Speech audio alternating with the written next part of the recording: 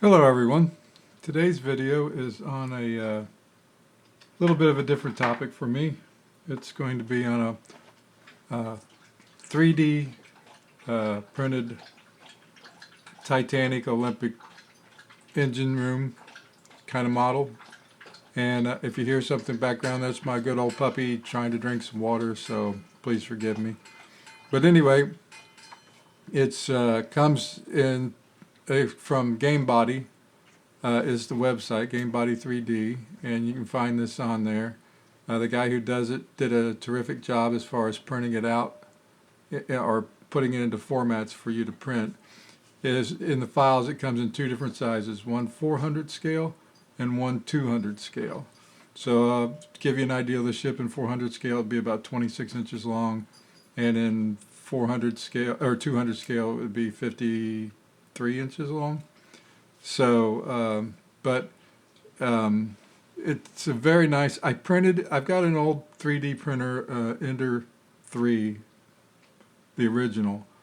So I tried to print it in. I knew it wouldn't print in 400 on that machine, so I tried to print it in 200. It printed fine, but it just wasn't the quality I wanted. So now I'm printing it out in 144 scale, which gives me a much better quality print, and I like it a lot better. So anyway, let me go through it. So this is some of the photos of the engine. You get two engines, the gearboxes, steam converter that takes it into the third engine, which I'll show you in a minute, which is that right there. The steam out of the engines comes into here and gets to a low pressure drive that drives the center shaft. Now this thing is set up to be motorized, but the way they did it shows you how to put the motor, but the wiring would be a tricky part, so you'd have to figure that one out. And then it gives you a breakdown of all the parts and how they go, what's all in the 3D package, which I think is a lot. I love that they give you a ship section, and then this section right here is for a battery for the drive box. It fits into, see, I'll go back. It fits into this unit here. The motor fits in on the back side into here and connects to the shaft.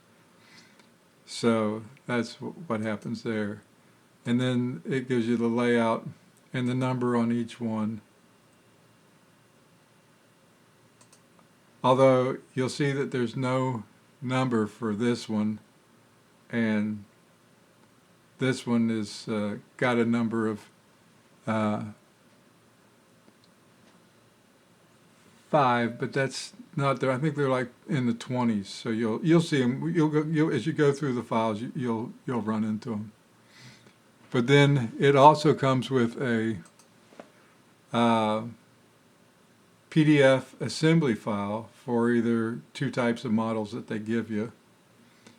And this is the FDM one. The other one, I forget what it's called. But anyway, it gives you a series of parts, how to assemble them.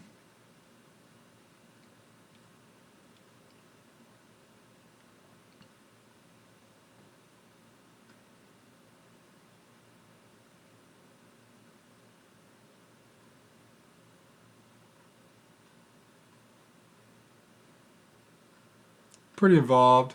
It's not like having you know, a Tamiya instruction sheet or something like that, but you can definitely get it together. Now here it gives you for the assembly of the gearbox, where the gears go through, everything's driven so when the motor works.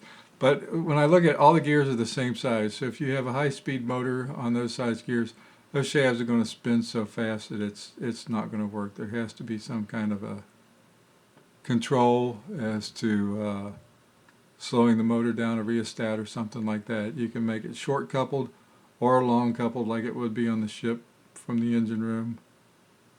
And it gives you both examples to make it short or long. And there's the props and how to pin the connections together and stuff like that. So all in all, it's a very, very good with the picture guide and then with this PDF guide on assembly, it's very good. So now I'm going to turn on the lights over here and see if I can't transform you all pretty quick.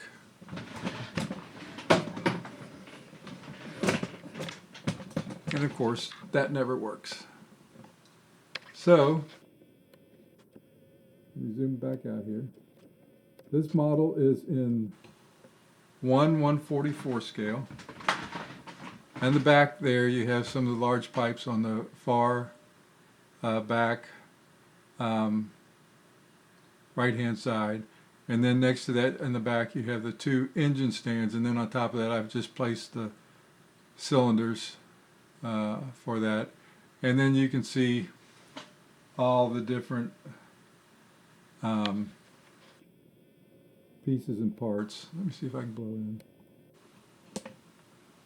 So there's some of the piping, the gears, and there's this small couplers for the engine shaft and the propeller shafts. These are the steam pipes. I had to print that in two parts because it's just so big. It took 10 hours, and I tried to keep everything down to 6 hours or less. There's the center crank pins. I printed 8 because I need 4 for each engine. Same here with these other connecting rods. The stairs, and some of the steam gauges. Those are the walkways, and those two cylindrical things are the couplers between the propeller shafts and the engine shafts. There's the crankshafts, steam chests, gears, other steam equipment.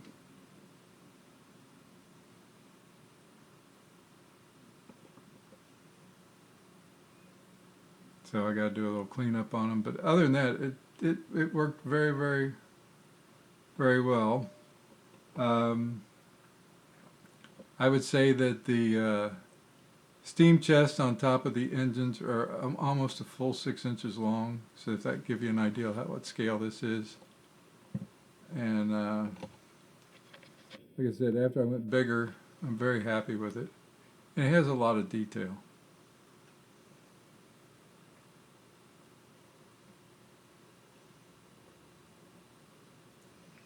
Very little cleanup. Depends on how you want to print it. Of course, if you print it all in a resin machine, you're going to, come out in pretty good shape. But if you're doing it 3D monofilament line, it's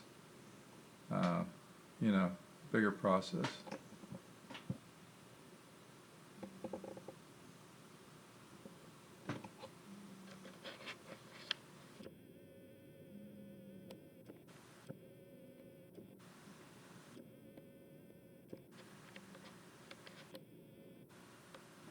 But anyway, I thought that it might be something you'd like to see. I hope you have enjoyed it. If you have enjoyed it, I'd appreciate it if you hit the like or subscribe button. It would help me out a tremendous amount. I'm trying to reach the ability to get monetized, and I've got 500 subscribers right now. 502, and I've got I don't have that many hours watched. I have a lot of views, but not that many hours, and I need as many as I can get. So if you could help, I'd certainly appreciate it. If you like and subscribe, I'd appreciate it, and share also would be greatly appreciated.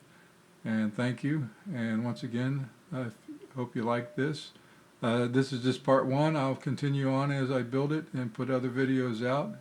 You all have a great day. Be safe. Talk to you all later. Thank you. Bye-bye.